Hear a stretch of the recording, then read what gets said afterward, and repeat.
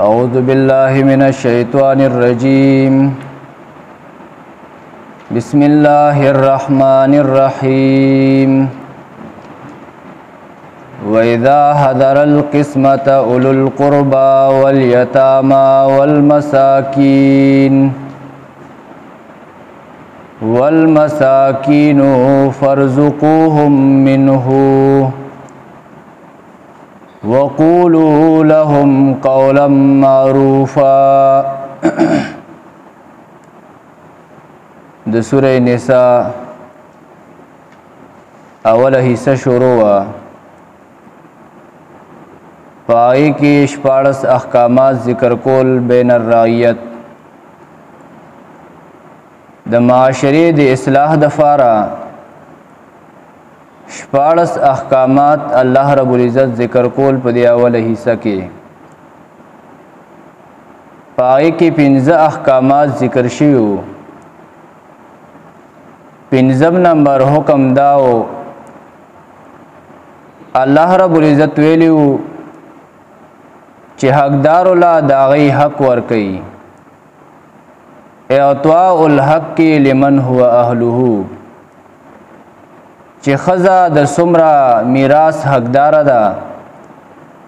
نه هغه لا خپل حق ور کوي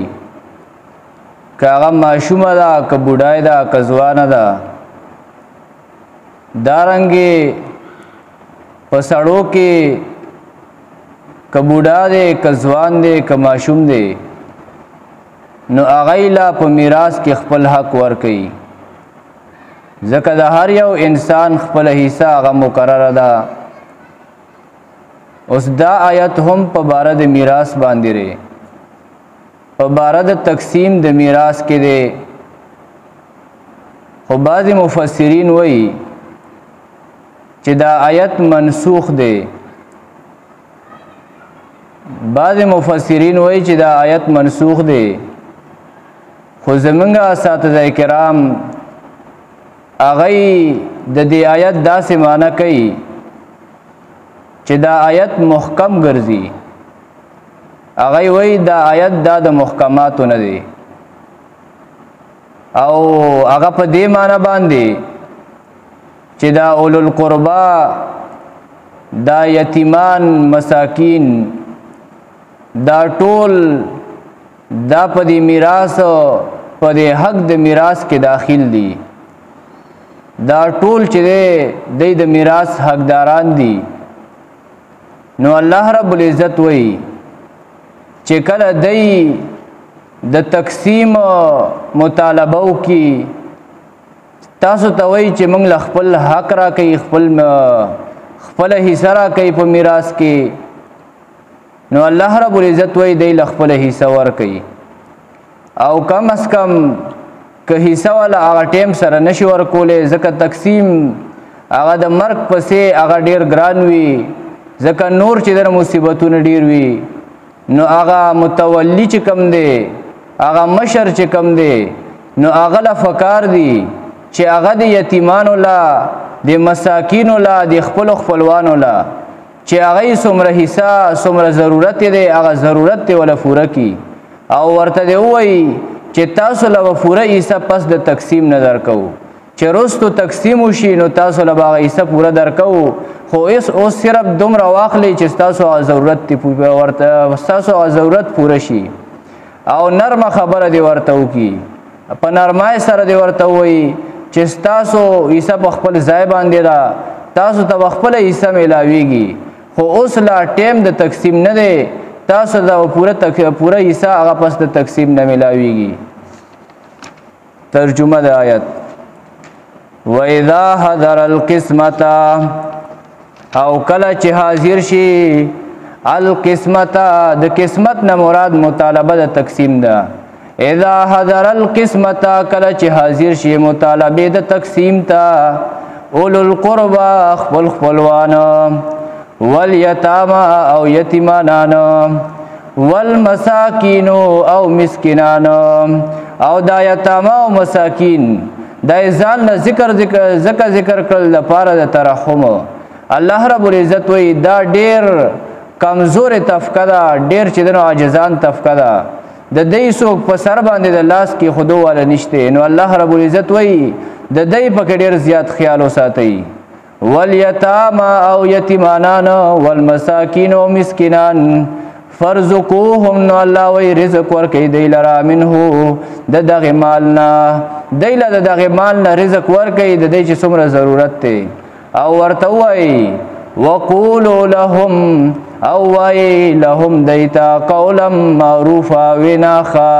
خوګه وینا ورته وکا نرم خبر ورته وکا وای پوره حساب تا ترستو ملاویږي چې کله تقسیم وشي وليخشى الذين لو تركوا من خلفهم ذرية ضعافا اوس الله رب العزت تاکید دغه مخ کې حکم کوي مخ کې الله رب العزت وی چې کله لا تقسیم نه شوی د یتیمانو مسکینانو خیال اوساته هغه ته نرم خبره وکا اوس الله رب العزت په دې آیات کې دغه تاکید کوي الله وی چې د یتیمانو سره ظلم مکوئ دیسه د دې په سر باندې لاس کې دی زکه سباله کستا بچی یتیمانان شو نو ته باغی باندې چې دنو خامخا خپکیږي چې څوک سره ظلم کوي نو چې ته بخپلو بچو باندې خپکیږي چې را دې سره څوک ظلمونو کې کوي یتیمانان شو او دا غي په ظلم باندې خپکیږي نو الله وایي چې په دنیا کې چې تاسو په پرورش کې کم یتیمانان دي ستا په ته چې کم یتیمانانو متولی نو دا غي خیال اوساته الله رب العزت بستا اولاد لبیا داسې څوک پیدا کی چې غي بستا د اولاد سره چې دنه احسان کوي ته پردو او د پردي الواد خیال اوساته دا غي سره ظلم مکوا دا غي د مال حفاظت وکا الله رب العزت بستا د بچو چې دنه د مال حفاظت وکي دا غي چې دنه غي به د ظلم خلق به دا غي د ظلم نه بچ کی وليخشى الذين او پکار دې چې یریږي کسان لو ترکو کدی پری خودی وی من خلفهم رست د مرخ پلنا ذریتن کدی پری دی من خلفهم رست د مرخ پلنا ذریتن الواد ضعافا کمزوره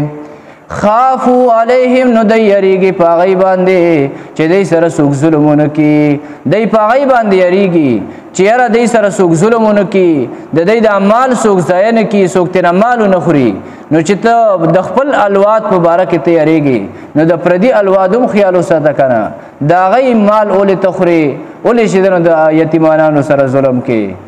فلیتقوا الله نو فکار دې چو یریږي تاسو دا پر فکار دې چو یریږي د الله نه نو فکار دې چې د الله نه یریږي چې د پردي الواد خیال وساتي لکه څنګه چې په خپل الواد خپکیږي دا صرف په پردي الواد باندې هم خپشي وليقولوا او فکار دې چې دی وایي قولا سديدا وینا درستا د یتیم مبارک درستا وینا کوي کله چې د وفات کی نو داغه مبارک د وصیت درستو کی د شریعت مطابق وصیت دیو کی چې د یتیمانو سره ظلم مکوي دایله پوره حصہ ور کوي ان الذين ياكلون اموال اليتامى ظلما انما ياكلون في بطونهم نارا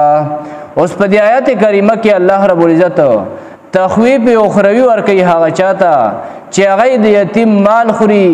د یتیم سره ظلم کوي الله رب العزت وای د چې د یتیم مال خوري او خېټه ته اچي نو داسې د چې د اور خېټه ته اچي خېټه د اور تنورونه دی الله رب العزت وای ان الذين يكننها كسان ياكلون چغي خوري اموال اليتامى مالونه د یتیمانو ظلمن په ظلم سره شریعت ول اجازت نه ور کړي او د یتیم مال خوري انما یاکلون الله وی بشک اچي دی په بطونهم په ګډو خپلو کې نارن اور لرا وسيسلون سعيرا او زر دې چې دنه بشي دی جهنم ته